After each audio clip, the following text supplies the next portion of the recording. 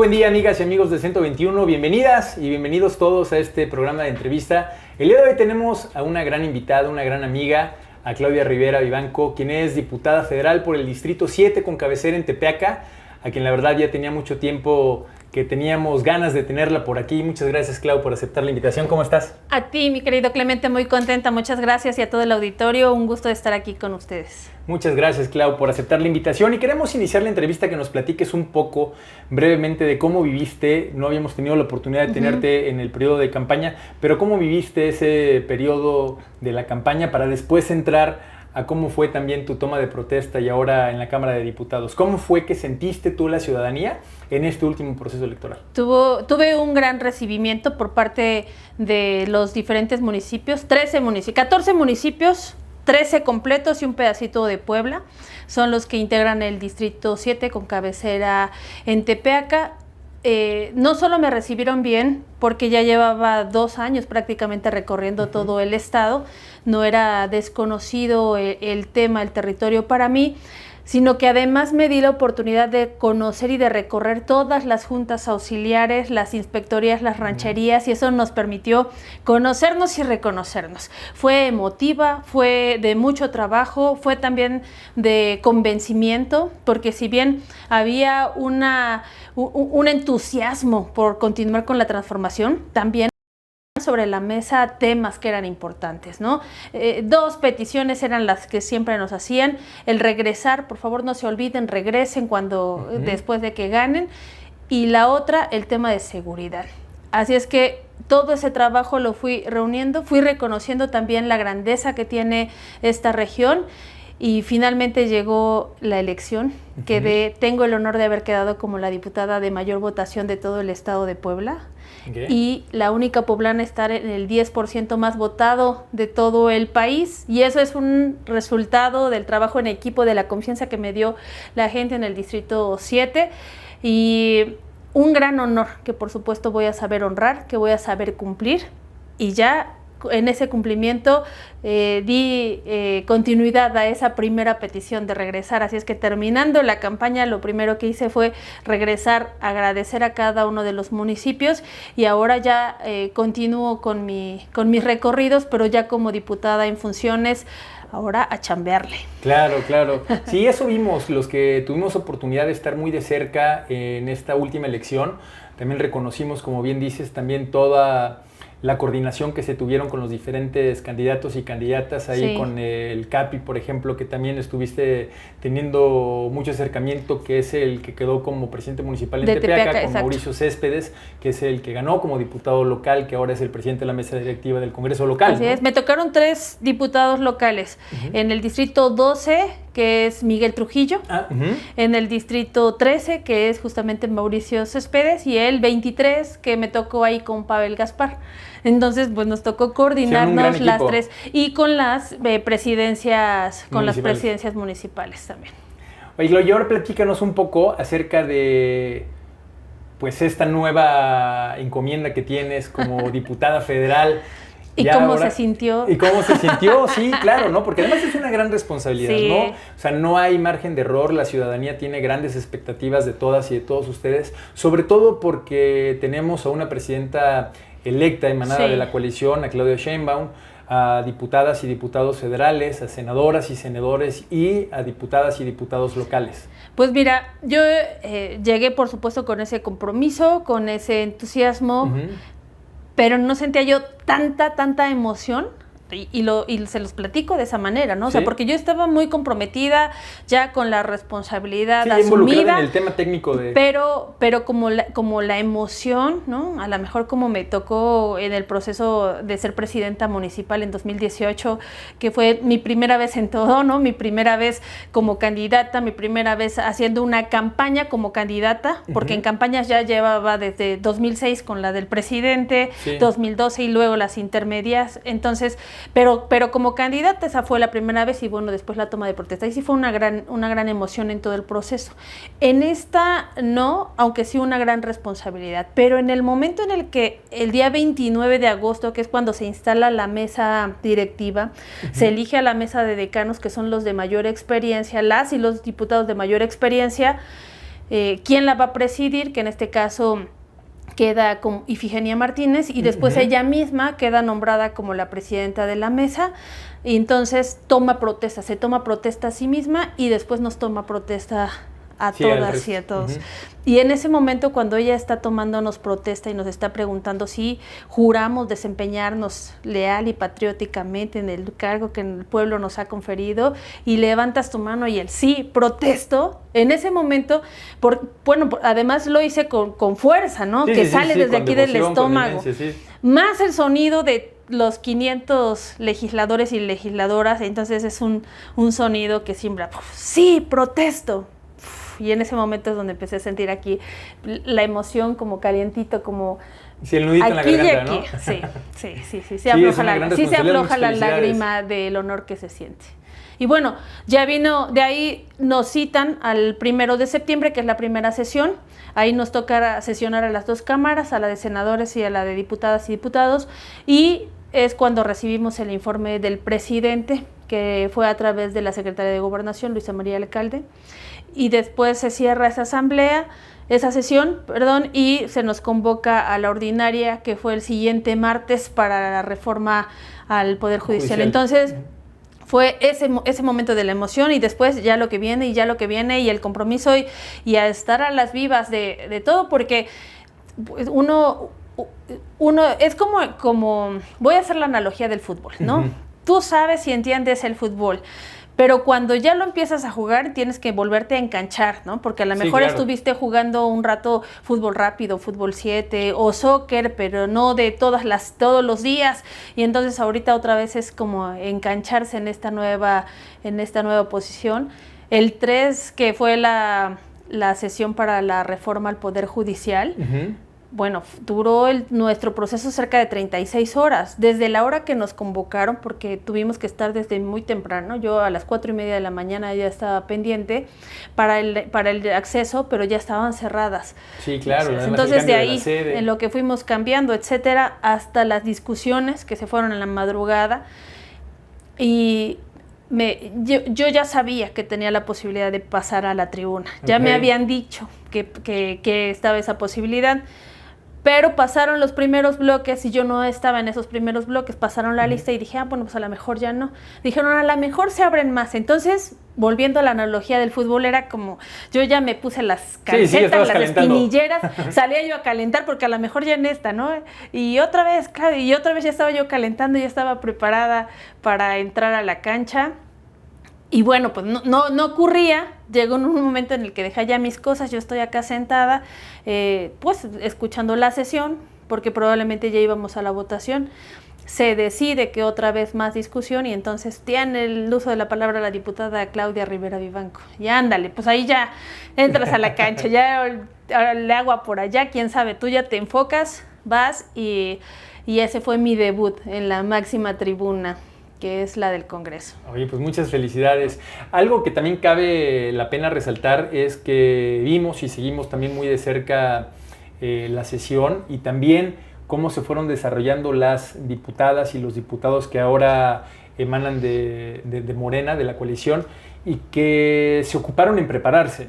Se ocuparon en tomar talleres, en estudiar la reforma y las reformas que también se vienen, que de eso vamos a platicar ahora también, porque lo hemos visto en las redes y en los medios de comunicación, que de verdad sí son gente, legisladoras y legisladores, que se han preparado y que tienen un conocimiento de causa real de lo que representa la reforma judicial, ¿no? Y todo el paquete de reformas, porque la reforma al Poder Judicial es una de un paquete de 20 reformas que se van a aprobar. No es aislado, no es como este por su lado y las demás.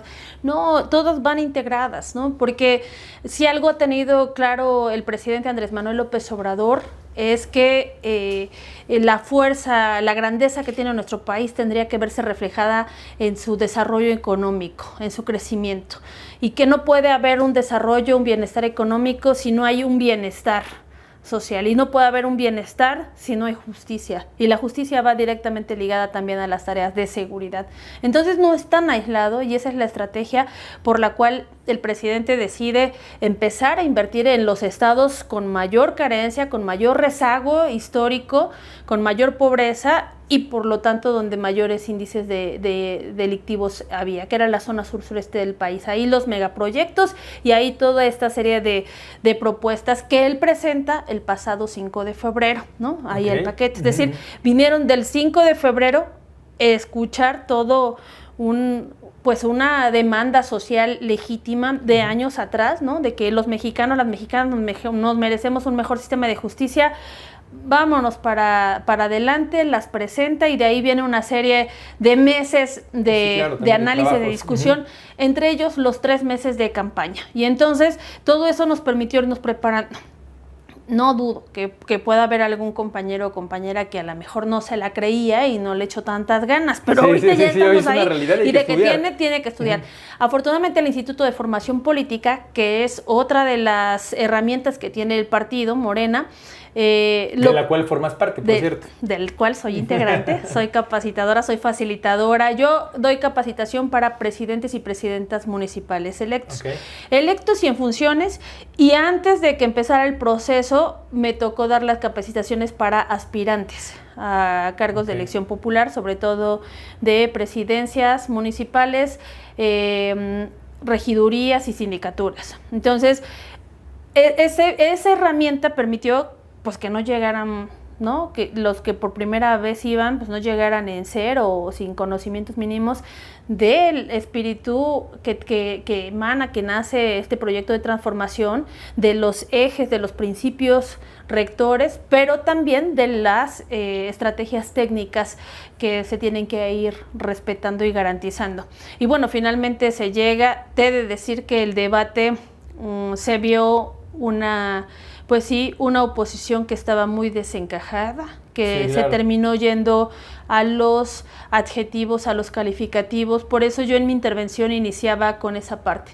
Cuando inician los calificativos y los adjetivos, hay una incapacidad argumentativa, es decir, le faltó la capacidad intelectual para argumentar. Venía bajo el debate, ¿no? Ya no había manera de... ¿Con qué? ¿No? O sea, ahí ya no se puede hacer más. Yo me enfoqué en hablar sobre las principales dudas, ¿no? Que yo decía, algunas de estas dudas fueron legítimas, algunas son amañadas porque la mayoría de la minoría, porque esa es la realidad, oye, pero hay oposición, sí hay oposición, pero la mayoría de esa minoría, es decir, esa oposición es minoría, tiene otros intereses, que eso es lo que le preocupaba, ¿no? Unos intereses políticos, económicos, tanto nacionales como internacionales, que no quería perder. Y entonces, al verse afectados esos privilegios y tener el alcance económico, pues permite mover otros hilos y otra narrativa mediática. Afortunadamente, la mayoría estaba convencida de que nos surgía una reforma al Poder Judicial. Los cómo podemos también estar o no de acuerdo, pero era importante y fundamental dar esos primeros pasos. Así es que yo me enfoqué en las principales dudas, y dentro de las principales dudas era si esto afectaba al tratado comercial, ¿no? Al TEMEC, ¿no? Si esta reforma, la respuesta es no afecta, porque la reforma al Poder Judicial busca garantizar y fortalecer la autonomía y la independencia para dar una garantía de justicia en la competencia equitativa, ¿no? Es decir, eso fortalece incluso el mercado y las relaciones que vamos realizando en la vigilancia de las mismas competencias. Oye, Claudia, pero entonces cualquiera puede ser ministro, ministra, cualquiera va a poder llegar, cualquiera que tenga los requisitos. ¿Qué requisitos? Oye, pero es que dicen que sin estudio. No, eso no es correcto. Cualquiera que reúna los requisitos es conocimiento jurídico, experiencia comprobada, ¿no? En el ámbito jurídico de derechos humanos, porque al final eso es lo que se está buscando, pero lo más importante, honorabilidad probada. Oye, pero están desplazando a los trabajadores y van a perder los trabajadores del Poder Judicial su trabajo. No, eso no es correcto, eso es falso. Es decir, el 97% de las y de los trabajadores del Poder Judicial van a continuar, tienen garantizados sus derechos laborales, y el 3% que representan, digamos, las cúpulas de mayores privilegios son las que van a tener modificación. Pero ojo, tampoco van a ser desplazados así de facto. Es decir, ellas y ellos mismos podrán ser parte de las que levanten la mano y digan, oigan, yo soy profesional, yo cumplo los requisitos, quiero ser evaluado y contender, ¿no? para el proceso. ¿Eso lo van a poder hacer? Sí lo van a poder hacer, solo estarán sujetos a un nuevo procedimiento. Y el procedimiento que se definió es que fuera por voto popular, es decir, un ejercicio democrático. Oye, Claudia, ¿pero por qué? Eso no va a permitir que Morena, como tiene la mayoría, o Claudia Sheinbaum, pues sea la que termine poniendo a los que son. Pues miren, como estaba la Constitución antes de esta reforma, Claudia Sheinbaum tiene la facultad de nombrar a quienes sean ministras o ministros de la Suprema Corte de Justicia. Así viene nuestra Constitución, así lo hicieron todos los demás presidentes. ¿Qué es lo que está pasando en este momento? Que Claudia Sheinbaum renuncia a ese derecho y dice que sea por la vía democrática, que los tres poderes, el Ejecutivo, el Legislativo y el Judicial, vengan del mandato popular, porque actualmente solamente el Ejecutivo y el Legislativo vienen de ese mandato. Claro. Entonces dice que los tres sean, renuncio a mi derecho y por lo tanto que pueda proponer tanto el Poder Judicial, el Ejecutivo, el Legislativo y entre todos los que, y ahora el judicial, de entre todos los que levanten la mano, todos y todas que levanten la mano y se inscriban y cumplan los requisitos. Es decir, sí es un paso a democratizar un ejercicio, pero también a que nos hagamos responsables todas y todos como mexicanos de esas decisiones, de la vigilancia y de que entre todas vayamos construyendo ese mejor sistema de justicia que nos merecemos. Claro. ¿Cómo contrarrestar justo todo esto que nos acabas de enunciar de una manera muy digerible, ¿no?, para la ciudadanía en lo general y que se entiende de manera muy precisa? Sí. Pues pareciera que la oposición es la que le da vuelo precisamente a denostar esta realidad o esta veracidad de los hechos que realmente es en lo que consiste la reforma del Poder Judicial. ¿Qué van a hacer ustedes para que la ciudadanía siga informándose o sabiendo de esto que acabas de decir? Porque claro, hay muchos foros, en medios de comunicación, hay muchas legisladoras y legisladores que van recurrentemente a los medios y platican sobre esto, ¿no? Sobre qué es en realidad la reforma judicial. Pero, a la reforma judicial, pero finalmente la oposición se encarga de todo lo contrario. ¿Habrá algún programa o proyecto que tengan ustedes considerado? Porque no es la primera que va a haber una serie, como tú dices, de reformas dentro de un catálogo que ya existía y que le van a dar continuidad. ¿Qué van a hacer ustedes? Y algunas pueden tener también su matiz polémico, ¿no? En la discusión misma, las reformas que están en puerta y que son también parte del mandato popular tiene que ver con la de pueblos originarios, el reconocimiento de los pueblos indígenas y afrodescendientes, la de la Guardia Nacional, que no deja de ser polémica, pero ¿qué es de qué partimos o cómo lo estamos haciendo? Después de la campaña vinieron foros informativos antes de tomar esta decisión. Uno por cada distrito, de mínimo fue uno por cada distrito electoral federal, que son 300 los que se tienen, es decir, a cada uno de nosotros como diputadas y diputados se nos encomendó que hiciéramos esas asambleas informativas. Ahora que quedó aprobado, vamos a continuar en la misma dinámica de estar informando, pero además ahora coadyuvando ya con la implementación de lo que viene. En el mes de octubre se estará aprobando la convocatoria, la aprobará el Senado y entonces esta convocatoria que en diciembre tendremos que ver ya los plazos y los criterios particulares de la contienda para que el próximo año, a principios del mes de junio de 2025, se lleve a cabo la primera elección de estos espacios. Por lo tanto, pues nos va a tocar estar informando de qué va hasta que se permita, hasta antes de que empiece el proceso de elección. O sea, digamos, porque ya todo este tiempo van a seguir haciendo... Posteriormente a eso, quienes estarán informando de qué van sus tareas van a ser justamente quienes estén compitiendo, ¿no? Los que estén aspirando. Y esa es otra manera, porque ahí es lo que vamos a conocer. O sea, ya todos los mexicanos y las mexicanas sabemos que nos merecemos y que urge, no de ahorita, no de este sexenio, sino de años atrás, nos urge un mejor sistema de justicia. Sí, claro. Todo el mundo, y por eso te decía yo, en la campaña nos pedían dos cosas: regresar a territorio y seguridad. Sí, el tema de la seguridad. Y seguridad es un tema que va desde la prevención, es decir, la cultura de la construcción de la paz, donde ahí entra sociedad, autoridades de seguridad pública, ciudadana, universidades, instituciones, etcétera. Prevención, saber reaccionar oportunamente cuando hay una emergencia, una incidencia. Después, impartición y administración de la justicia. Y estas áreas son las que tenemos, o son de las áreas que mayormente también urgen fortalecer, ¿no? Hay muchas personas que, oiga, ¿y qué le pasó? Pues es que me abrieron el coche, ¿no? O en el transporte público. Oiga, ¿y denunció? No, pues no, ¿por qué no denunció? No, es pérdida de tiempo, no hacen nada, si no le da o seguimiento. están coludidos, es decir, hay una serie de elementos, pero a usted le ha tocado, no, pero yo ya sé que así pasa, ¿no? O sea, a lo mejor conocen a alguien que sí les ocurrió, o les tocó a ellos mismos, y efectivamente hay una lentitud y una deficiencia real en nuestro sistema, a la par de que no tenemos la cultura de la denuncia, por estas razones. Es decir, todo está ligado. Entonces, ahí urge entrarle a fortalecerlo. Esa es una de las áreas que están. Oye, pero no es que se centraron en los ministros y las ministras de la Suprema Corte y ahí solamente son 9 personas las que ahora van a quedar. No nos centramos solo en eso.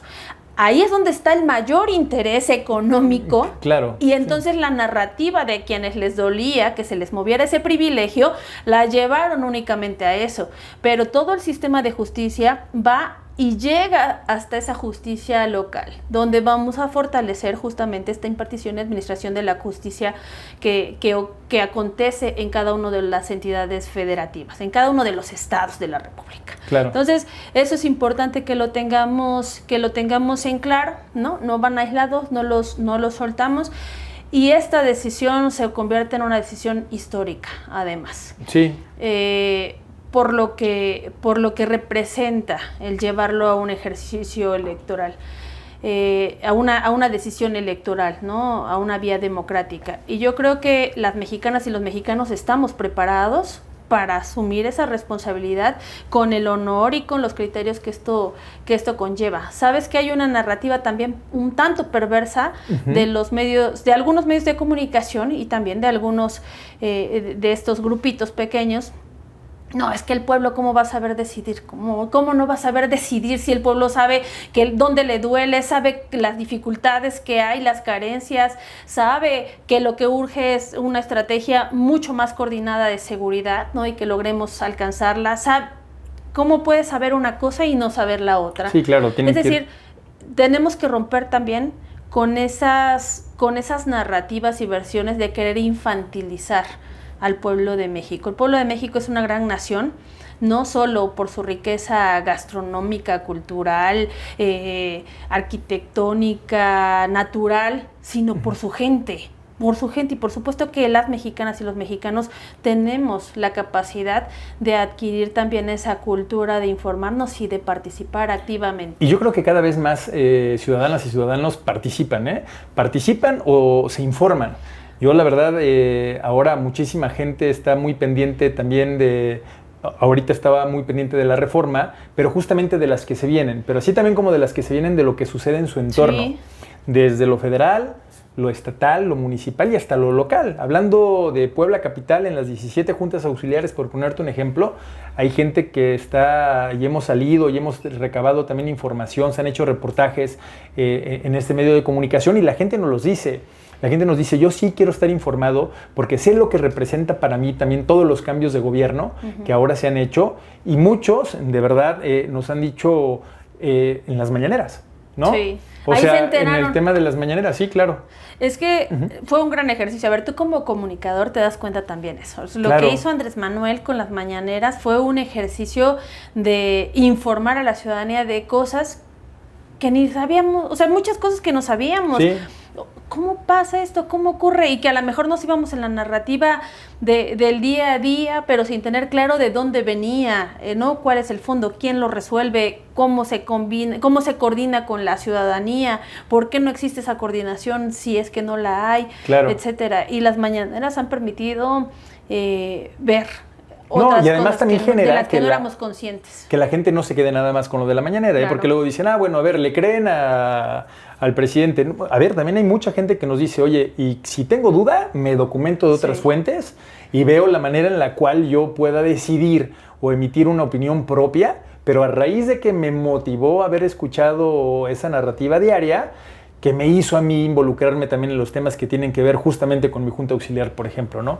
Oye, Clau, y platícanos qué reformas se vienen. Sabemos que están a marchas forzadas, han estado yendo y viniendo con muy poco tiempo también para venir a Puebla, por lo cual también te agradezco que nos hayas aceptado la invitación a la entrevista, pero a marchas forzadas, ¿qué es lo que se viene para ustedes? Esta semana, pueblos indígenas y afromexicanos, que es el reconocimiento en el artículo 2 de la Constitución como sujetos de derechos. Y viene una serie de elementos que integran esa reforma, incluido el derecho a la consulta, a un presupuesto que puedan consultar, que es el ejercicio del presupuesto participativo, las particulares de sus mujeres y niñas indígenas, porque si bien las mujeres enfrentamos una serie de dificultades por el hecho de ser mujer, todavía, aunque se han hecho grandes avances, se han logrado grandes avances, todavía es un reto para nuestras mujeres en comunidades indígenas, en comunidades lejanas, todavía es mucho más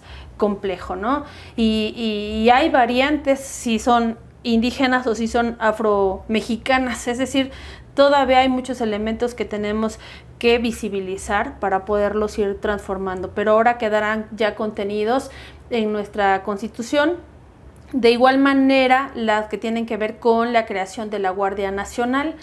Esta iniciativa que echa a andar el presidente Andrés Manuel en 2019, a mí me tocó como presidenta municipal ser parte del ejercicio de la implementación de la misma y el trabajo coordinado. Y yo he de decir que si en el caso del municipio de Puebla se logró hacer una reducción del año que entré al año que salí de un 40% de la incidencia delictiva, fue en gran medida a ese trabajo de coordinación que se pudo hacer con la Federación, de manera particular con la Sedena y con la Guardia Nacional, sumado a una estrategia de territorio que se hizo para la prevención del delito, y ahí sí tengo que reconocer que la doctora Lourdes Rosales, quien fue mi secretaria de Seguridad Ciudadana, es una profesional, es una mujer muy talentosa, y entonces hizo una nueva distribución territorial que nos permitió tener mayor presencia para prevenir el delito, pero una mayor comunicación y coordinación, es decir, que la ciudadanía pudiera volver a recuperar la confianza de los policías.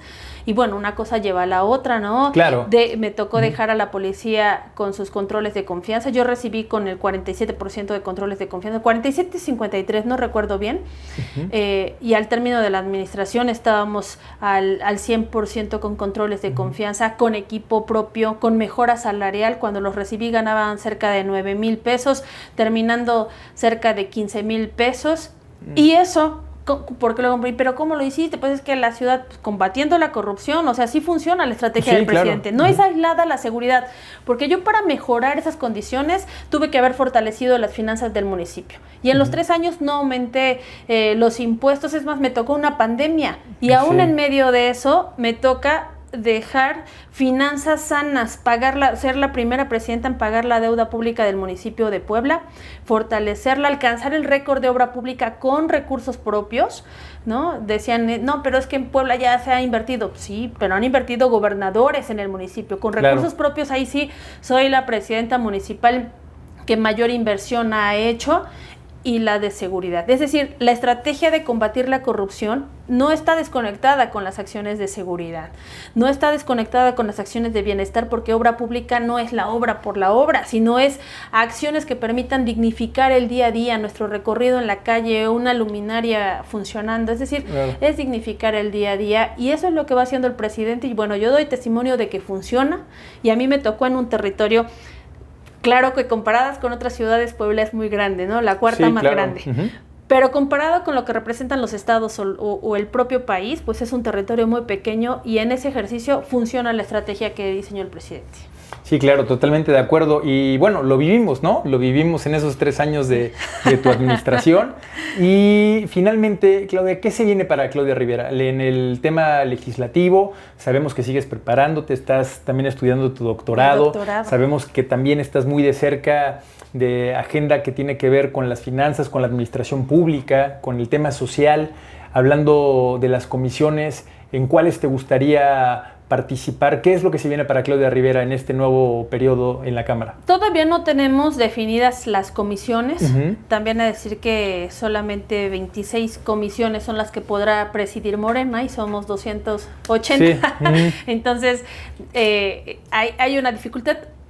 Pero no por eso significa que no puedas participar en todas. Claro. Entonces yo tengo muy claro en las áreas en las que voy a estar participando, que justamente tiene que ver también con la experiencia que pude tener como presidenta municipal, y estaré participando de cerca en las de presupuesto y hacienda, estaré participando en las de seguridad, estaré participando en las que tienen que ver con federalismo, sobre todo por el fortalecimiento a los municipios, ¿no? Las tareas que permitan potenciar el desarrollo municipal y su empoderamiento mismo. Entonces, en esas son las que voy a estar, en las que voy a estar participando. Más de cerca.